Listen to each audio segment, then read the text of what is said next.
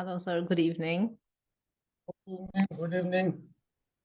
Sir, I'll be recording today's class for just uploading it as a mock interview on YouTube. Will that be okay with you? Okay, no issues. All right. But Great. but my only consent is you post it if I get selected. If I don't get selected or fail, then please do not post it. All right. Okay. Deal. Okay. Uh, so okay, sir. Can you tell me about your day? How has it been?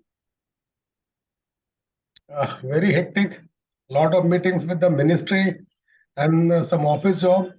And I went just came back at 9 o'clock, and at 9:20 we are starting this meeting.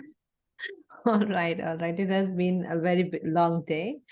Okay. So there was a few questions that I had prepared. So yeah, let's start with the one that we ended with yesterday.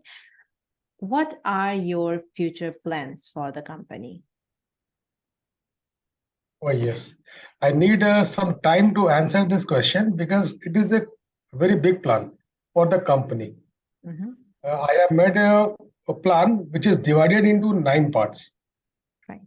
So the 9 part, I'll start one by one. My first part is the mining because I just give a background. It is a mining company into coal mining and business of selling coal. So first part is the mining. Mining is one area which is very critical. For that, we have employed the outsourced employees and the contractor. So I will ensure mining will be done as per the mining plan. Mhm. Then I plan to do twice in a month overburden removal day. And I also plan to do mining as per statutory plans, mining in benches. Okay. And finally, my idea will be to employ all heavy earth moving equipment as per requirement so that the production target is fulfilled. This is one plan for mining. Second is the washery. Washery is a very critical area. See, coking coal is very important if it meets the quality required by the steel plants. So one of the very major quality is the ash content and the sulfur content. Right. The quality of ash and sulfur is very poor in ICBL Mozambique mines. So my first plan is to reduce ash and reduce sulfur. For that, one consultant has already been appointed, is working on it, and report is likely in a 3 months' time. Once the report is available, we have done the financial follow through, and it will entail a cost of about $13 million.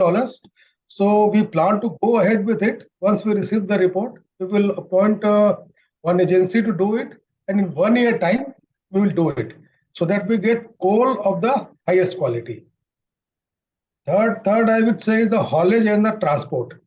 In the haulage and transport, by haulage I mean shifting of coal from the washery to the rail siding, and transport means taking the coal in the rakes to the ports.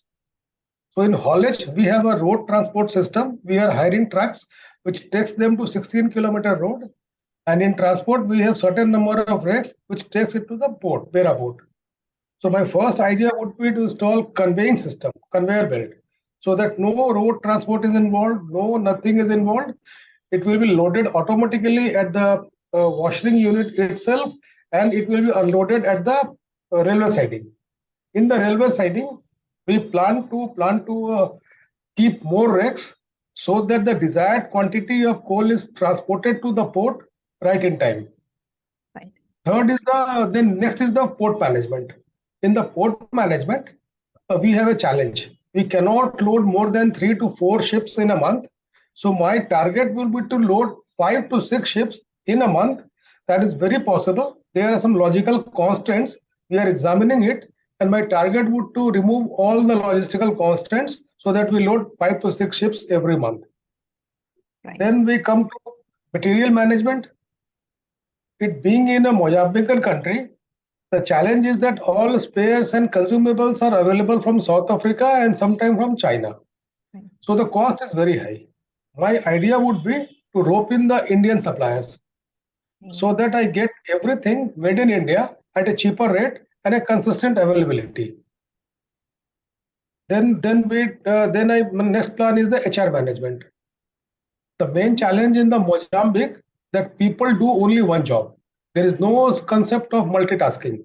Mm-hmm. So my idea would be to discuss with the union, with the every employee, so that they go for multitasking. It may need some negotiation, but multitasking is very important.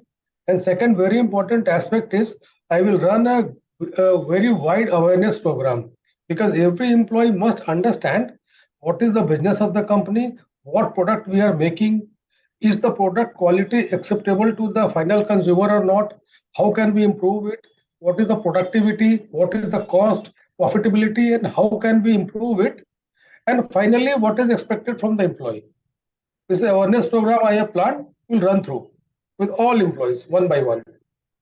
And another very important thing, I want to send small groups to the steel plants in India so that become more aware about their product. Okay. So this is about HR management. And then we come to Industry 4.0. Industry 4.0 is very important because there are a lot of breakdowns happening both in the heavy earth moving equipment as well in the various equipment of the washery. So we plan to install various probes and try to connect it to the computer and want to go for the SAP so that the entire complete supply chain is seamlessly connected from the mining to the port. So everything is available all the time. And then I plan to start a dashboard meeting, a hotline meeting on daily basis so that every feedback is noted daily, updated daily, and issues are resolved on time. And then cost and profitability. The most important part of business is cost and profit, because no industry can run if it cannot earn profit. Mm-hmm. So cost, uh, we have identified certain areas where there is possibility of cost reduction. I'll go for it, discuss with everybody. I just cannot impose it right now, but it needs a collaborative approach so that people believe and understand, okay, we can do something in this area to reduce cost. And second is profitability, because see, profitability also comes from the volume. We have a very clear vision of doubling the capacity. Once Yeah. the capacity gets doubled, volume increases, profitability comes. And finally, the expansion plan and vision for the company. Currently, there are three mines, only one is working, two are non-operative. Right. So we are working on the expansion project of the remaining two units also. For Mhm. that, we what we call is the detailed project report, which is being made. Yeah. Once the DPR is being made, and if we find it is a viable and economical proposition, then we'll go for expansion. And most important point is imported coking coal is very scarce commodity. It is sourced mainly from Australia, and because of environmental constraint, Australia is not allowing any further mine expansion or new mine opening. So ultimately, we have to work very hard to develop it as an alternative source. So this is my plan. All right, great. But when I was listening to your plan, there's one thing that's kept going on in my mind. Like, why do you think these things that you have noted down have not been executed already? What was the reason that kept your team from doing that recent, like up till now? Actually, this was a property of Rio Tinto. Mm-hmm. ICVL was acquired in 2014. Right. But from 2014 to 2017, because of very high cost of production could not be done Okay. because it was selling at a very low price and cost was very high. Right. But in 17, when we went for the outsourcing model, then the cost came down and Okay. we started making profit only in last year.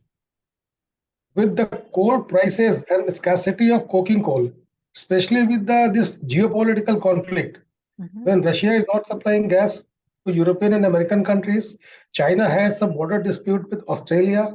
So the coal supply chain is totally disrupted across the world. So coal prices are soaring high and high day by day.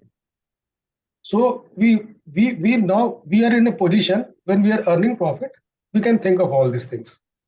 All right, great work. Okay, well said. This brings me to my another question. What if some crisis that have been happening, like the crisis that was just solved an year ago, like you said, if something like that again happens, how would you execute towards it? Fine. See, this is a cyclical industry. Everywhere industry is cyclical. Say in the COVID times, when everybody failed, somebody had to shut their shops. But see, for long-term sustenance, you have to plan in such a way that you make profit in some year.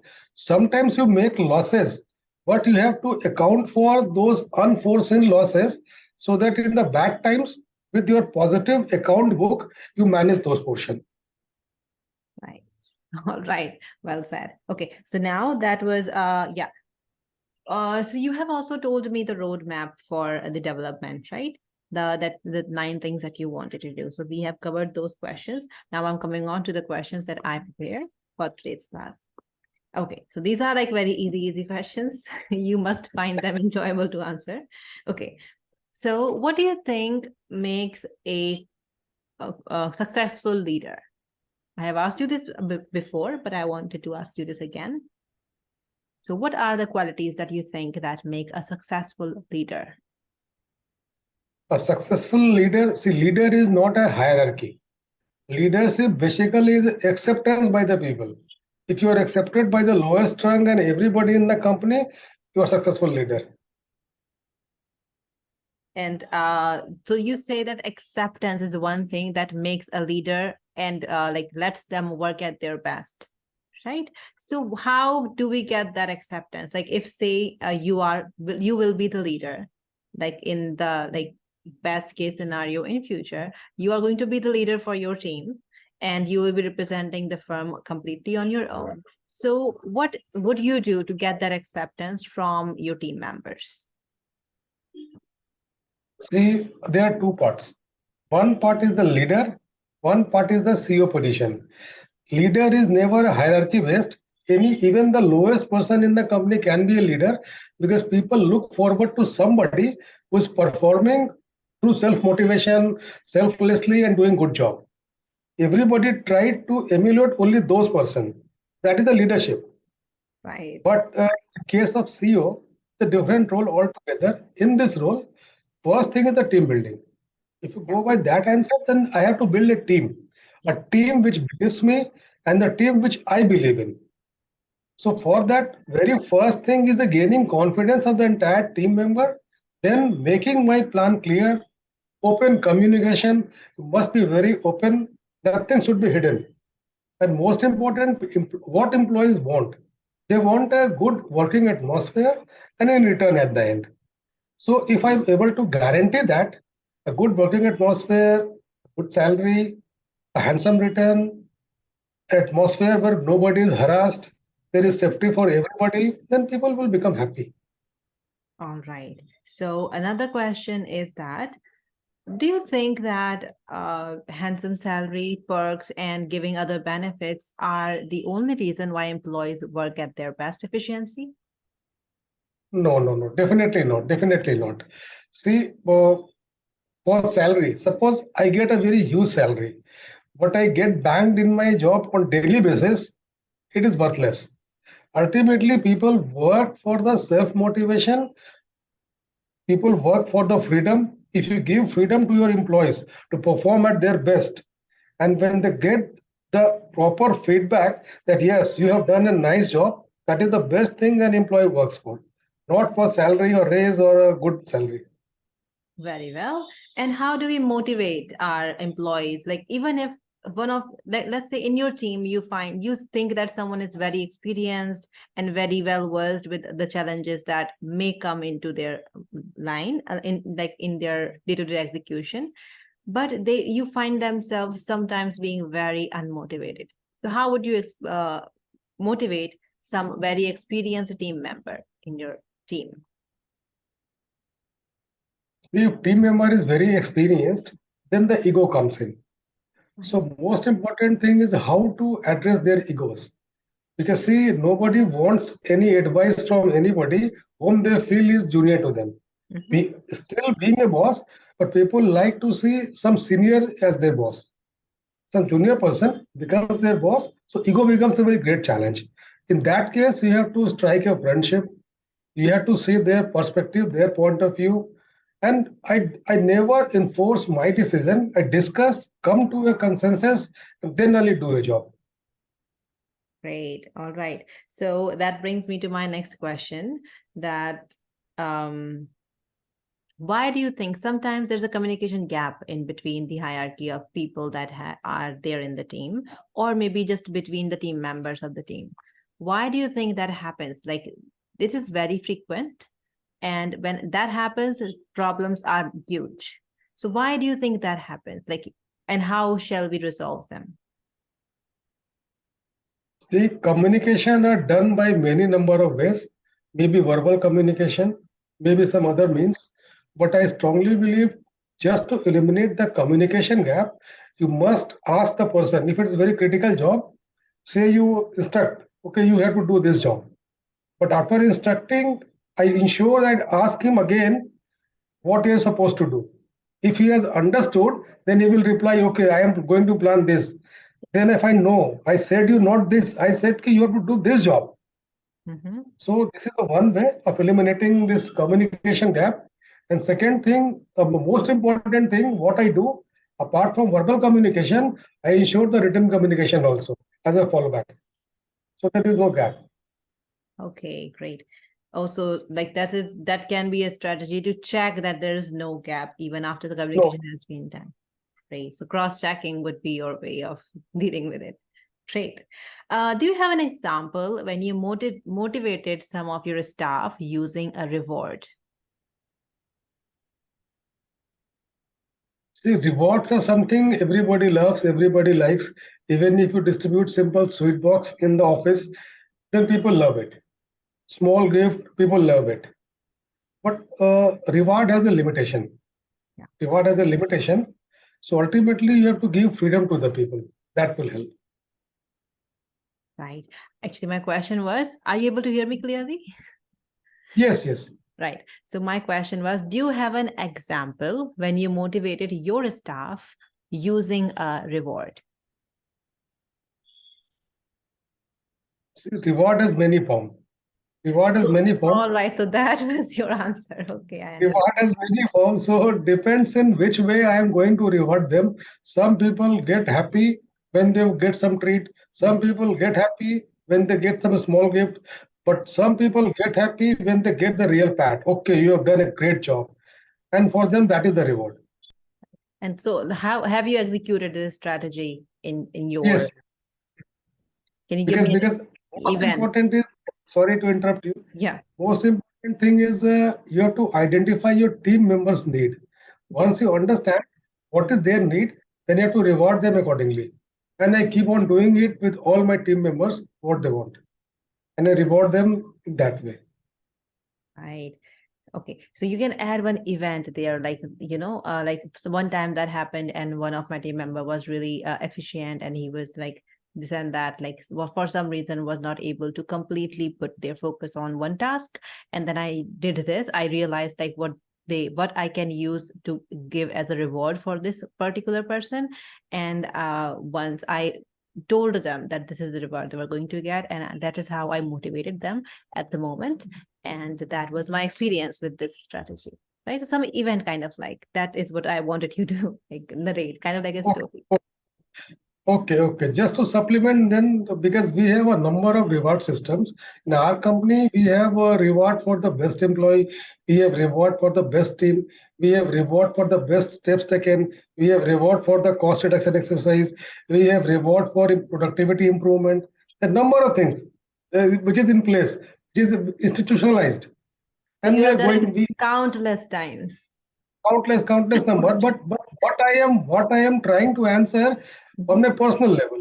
How Yeah. do I reward my staff, my team, Yes. not You at still company's level? don't understand what I was trying to ask you, sir. I was trying to ask you this, give me one event where you use this understanding of yours. Like, what reward can I actually use for any member of my team to motivate them, to make them happy, right? Because this is kind of like something that, like you said, you are connecting with your team members on a personal level. You're trying to understand what they actually need, right? Regardless of what you usually give as a reward.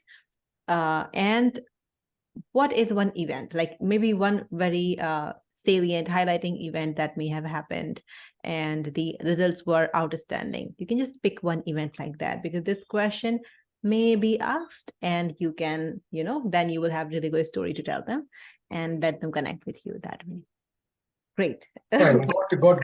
Let me rephrase my answer. Actually, we have got one award, which is the annual award, which is given to the best employees. We select 20 employees in our company. So I try to find if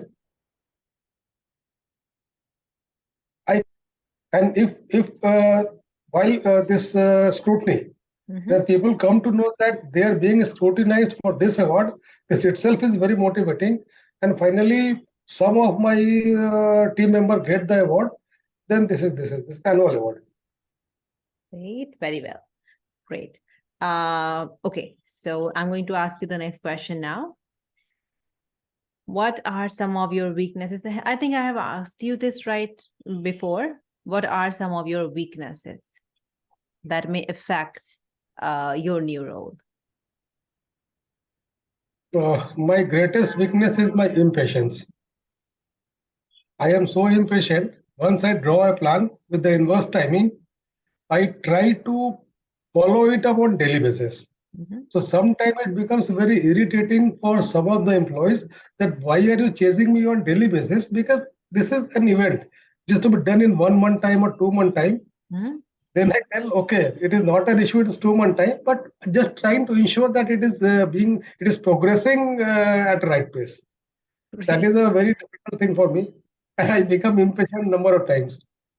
All right. Okay. So that is not one thing that is going to affect your performance and the new responsibilities on like particular level. So it's all right. I'm going to ask you the same next question based on your answer. What kind of pace do you prefer for work? Shall I repeat? I prefer. No. Yeah. All right. I prefer steady pace. I do not believe in a sometimes very fast track, sometimes very slow mode. Once job is assigned, I plan in such a way that progress is gradual. It cannot be very fast at some point of time, very slow at some point of time, because with proper focus, you can plan in a steady pace. Very well. And okay, so I'm changing the topic now. What do you think are the important aspects of a team? Team, most important aspect is the team should be vibrant, team should be positive, and team should willing to perform as per leader's demand. All right. And how do we make sure that a team can team is willing to perform as per the leader's demand? Are there some measures to check that? Yes, very true. See, ultimately, the objective or the goal of the company has to be aligned with all the employees. Right. So you have to make people understand what we do awareness program with each and every team members.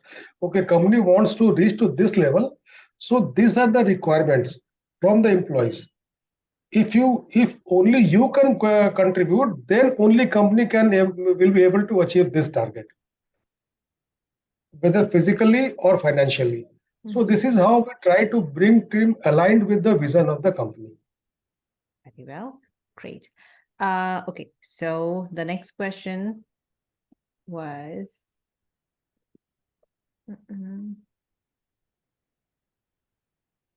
okay. So I think like you have answered my next question in some of your answers already. Okay, so how do you keep yourself updated with the managerial skills, or like managerial or updated in your field of profession? Which is your source of information? The number of sources. The very first source is my regular daily reports, because I look at reports on daily basis and try to find what is happening. That is one source. Second is the internet. It's a very great source. What is happening across the world. And third, very important source are the journals. I am a member of various institutes which keep on sending me reports. Say Steel and Coal Magazine, we have JPC, number of organizations. So I am following them, Argus, Platts, I am following them. And the one final point is whatever I need to learn, I try to look in the YouTube. All right, great. And how do you cross-check the information that you consume on daily basis to check whether are they actually true or not? Because see, when I get doubt, it's not correct, then I speak to the concerned person. Right. But after this many number of experience, with experience, I understand that report is correct or not. Whenever I have a doubt, I speak to the concerned person just to cross-check whether you have sent me is correct or wrong. And in most of the cases, when I doubt, it becomes true.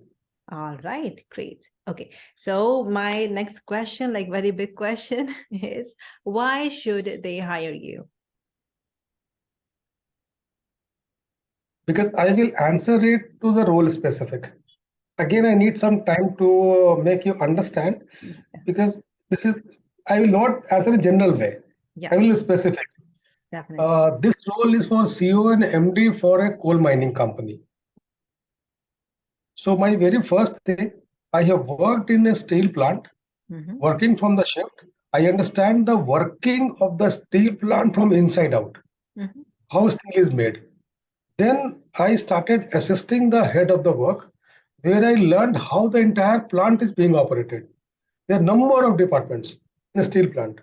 Right. So I learned how to look after each and every department. So this gave me a perspective about steel plant operation. And most important, I was assigned the job of looking into the coal. Coal is something which is a very great thing, and we are buying coal from outside.